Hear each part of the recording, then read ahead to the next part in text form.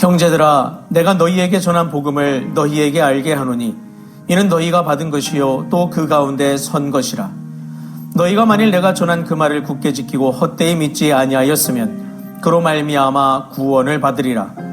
내가 받은 것을 먼저 너희에게 전하였노니 이는 성경대로 그리스도께서 우리 죄를 위하여 죽으시고 장사 지낸 바 되셨다가 성경대로 사흘 만에 다시 살아나사 게바에게 보이시고 후에 12 제자에게와 그 후에 500여 형제에게 일시에 보이셨나니 그 중에 지금까지 대다수는 살아있고 어떤 사람은 잠들었으며 그 후에 야고보에게 보이셨으며 그 후에 모든 사도에게와 맨 나중에 만삭되지 못하여 난 자 같은 내게도 보이셨느니라. 나는 사도 중에 가장 작은 자라. 나는 하나님의 교회를 박해하였으므로 사도라 칭함받기를 감당하지 못할 자니라. 그러나 내가 나 된 것은 하나님의 은혜로 된 것이니 내게 주신 그의 은혜가 헛되지 아니하여 내가 모든 사도보다 더 많이 수고하였으나 내가 한 것이 아니요 오직 나와 함께 하신 하나님의 은혜로라. 그러므로 나나 그들이나 이같이 전파하며 너희도 이같이 믿었느니라. 아멘. 안녕하세요. 데이바이블 조용재 목사입니다. 여러분은 삶을 살아가면서 무엇에 중점을 두고 또 바라보며 살아가십니까?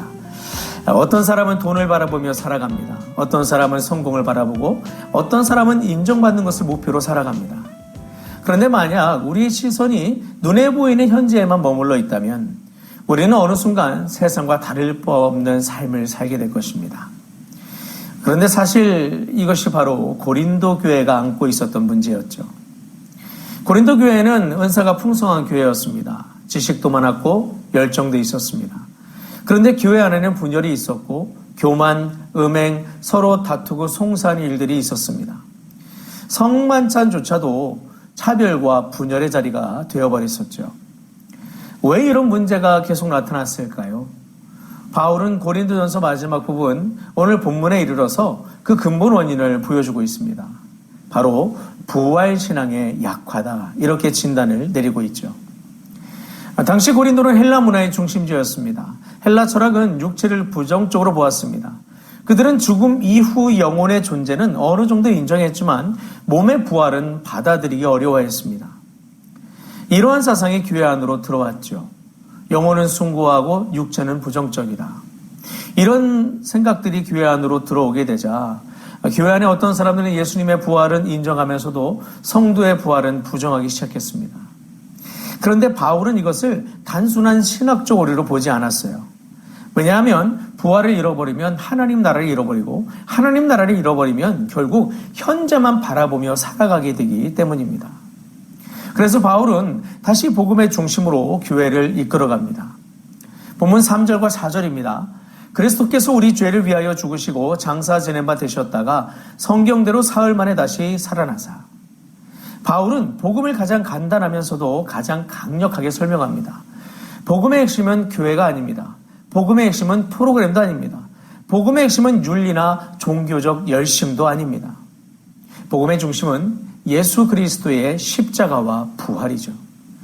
예수는 우리 죄를 위해 죽으셨습니다. 그리고 다시 살아나셨습니다.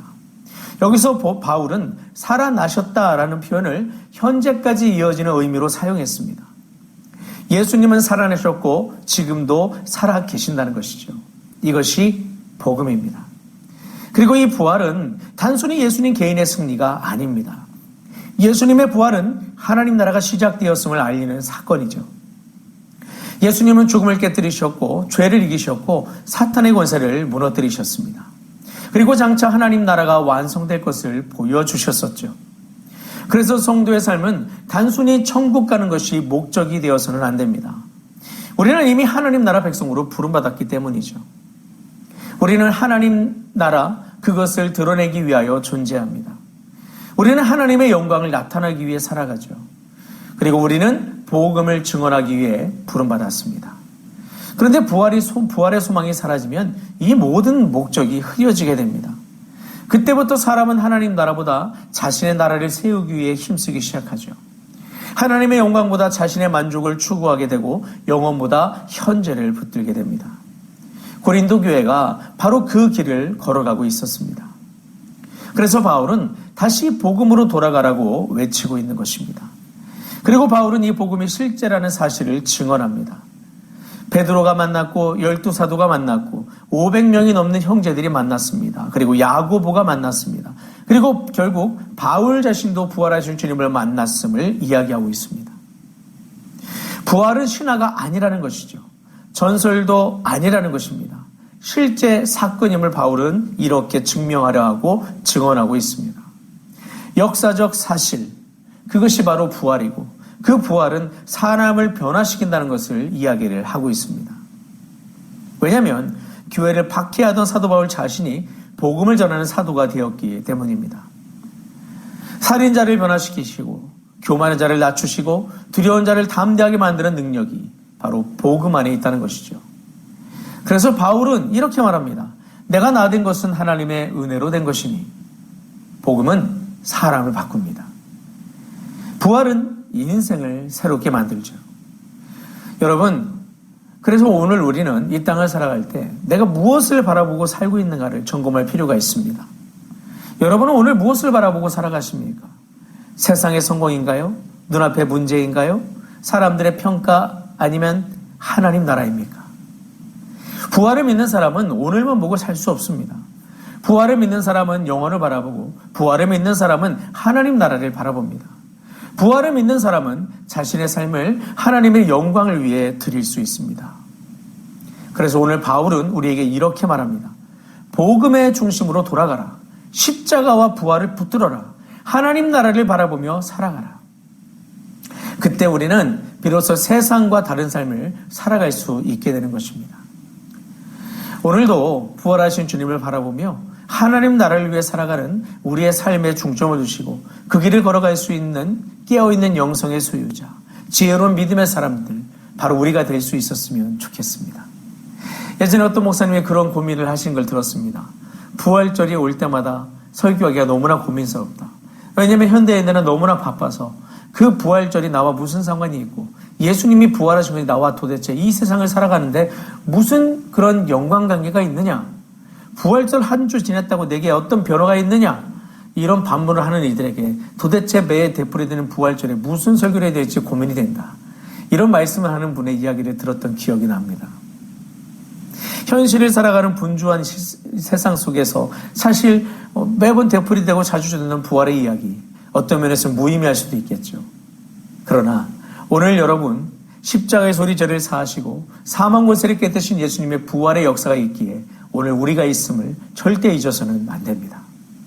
우리에게 부활이 예고되었고 약속되었다는 것은 결국 오늘 우리에게 영생이 약속되었다는 증거고 부활하신 주님과 영원토록 함께하는 그 은혜가 선포되었다는 그 증거입니다. 그러면 이것은 무엇을 말할까요? 우리는 그 영원한 나라를 꿈꾸며 살아가고 영원한 나라를 이루실 그 주님과 동행하는 그때를 위하여 오늘을 살아간다라는 것을 말할 수 있다는 겁니다. 그럼 오늘 우리는 그 부활의 그날을 준비하고 그 부활의 은혜를 받은 사람답게 하나님 나라의 소망을 받은 사람답게 이 땅을 살아가야 된다는 거죠.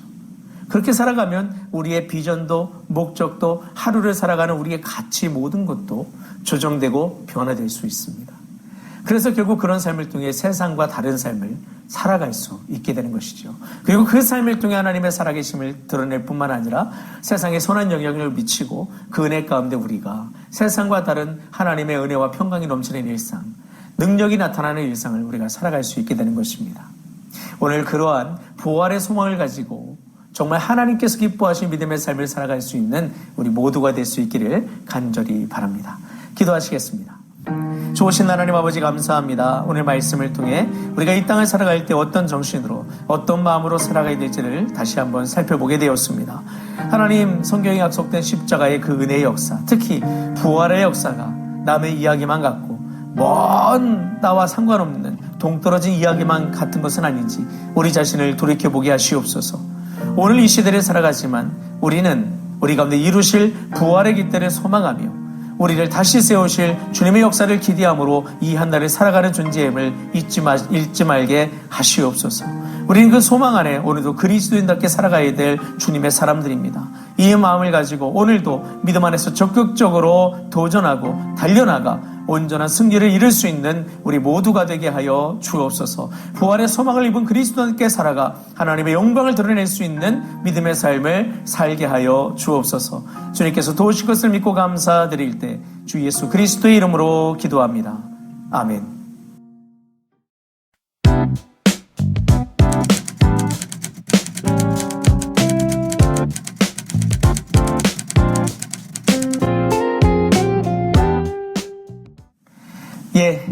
오늘도 부활의 소망을 입은 사람답게 예수 그리스도와 함께 동행하며 하나님 나라의 길을 온전히 걸어갈 수 있는 우리 모두가 될 수 있기를 주님의 이름으로 축원합니다. 주님 안에서 사랑합니다. 그리고 축복합니다.